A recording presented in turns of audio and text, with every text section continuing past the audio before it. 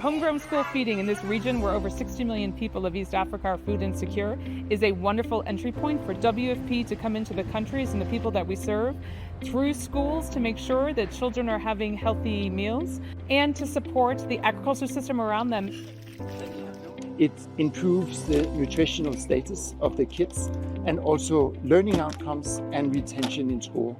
So there's an agricultural component, changing farming into more sustainable practices, and then there's a huge educational component, and we are targeting particularly the girls because we see more girls through these programs can be sustained throughout their education.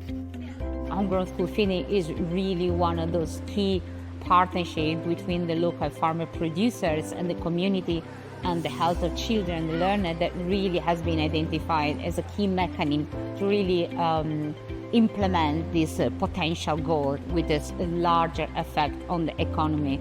Particularly in this partnership, working with research partners to help make sure that we are gathering evidence, that we're looking at research and gaps and how do we improve our programs and make sure they're getting stronger. So we'll be looking at the nutritional status, we'll be looking at dietary studies just to understand what kinds of foods the children have access to in the school environment and outside the school environment.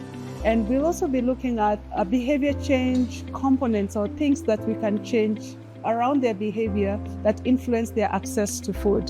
So CIMMYT will bring its experience in climate smart research around agronomy, conservation agriculture, because we have results from the region and in similar agroecologies, and then do what is called agronomic adaptive research in these communities in order to say, this is what we've learned in place A, now we want to adapt it here. So we're not starting from scratch. What that does is it shortens the research cycle.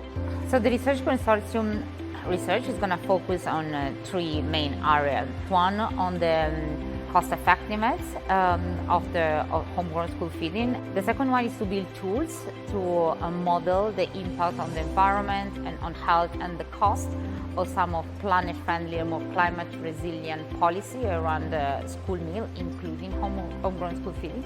And the third one is more around creating global goods or creating global recommendations. This project can contribute to that long-term impact. So producing lessons that can be used for long-term development programming that can change the food systems for the better.